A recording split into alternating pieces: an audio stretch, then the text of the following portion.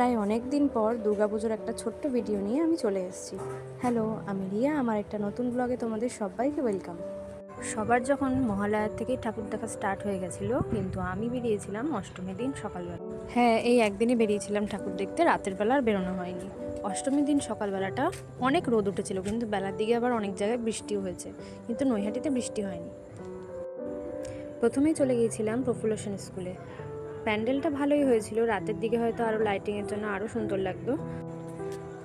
প্যান্ডেলের মূল আকর্ষণই হচ্ছে এই ভেতরের এই কাজগুলো, যেটা খুব সুন্দর লাগছিল। তারপরে তোমরা ঠাকুরটাও দেখে নাও, ঠাকুরটাও খুব সুন্দর হয়েছিল। এবছরের ঠাকুর দেখাটা ছোটোবেলায় যেরকম বাচ্চাদের নিয়ে প্যান্ডেলে প্যান্ডেলে দুটো তিনটে ঠাকুর দেখি তাড়াতাড়ি করে বাড়ি নিয়ে আসে, আমার ক্ষেত্রেও সেটাই হয়েছে। সকাল 9:30টার সময় ঠাকুর দেখতে বেরিয়ে কী আর খাবো, কিছু না খেয়ে কটা ঠাকুর দেখে চলে এসেছিলাম। আর এই যে আর একটা ঠাকুর, যেটা আমাদের 1 নম্বর বিজয়নগরের, এই ঠাকুরটাও খুব সুন্দর হয়েছিল।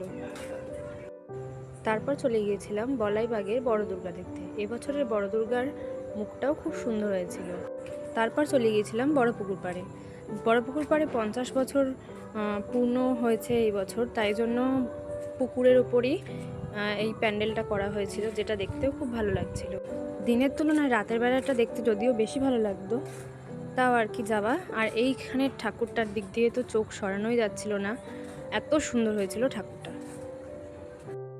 এই তো যেই কটা ঠাকুর দেখার মোটামুটি দেখা প্রায় হয়েই গেছে। এবার বাড়ির দিকে রওনা দিয়েছি আমি আর ভাই বলতে রূপা মামাকে ঠাকুর দেখতে নিয়ে গিয়েছিল। তারপর চলে এসেছি পাড়ার মণ্ডপে অঞ্জলি দেওয়ার জন্য।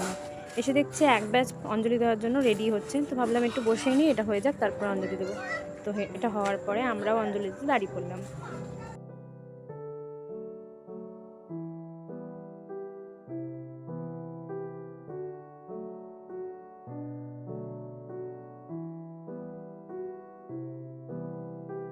অঞ্জলি দেওয়ার পরে বাড়ির দিকেও যাচ্ছি, আর বাড়ি ফিরে অষ্টমী স্পেশাল সকালে লুচি তরকারি খেলাম। আর দুপুরবেলা ঠাকুরের কাছে ভোগ দেওয়া হয়েছিল খিচুড়ি, পাঁচ তরকারি, সেটাও খেয়ে অষ্টমীর দিনটা ভালোভাবে কাটালাম।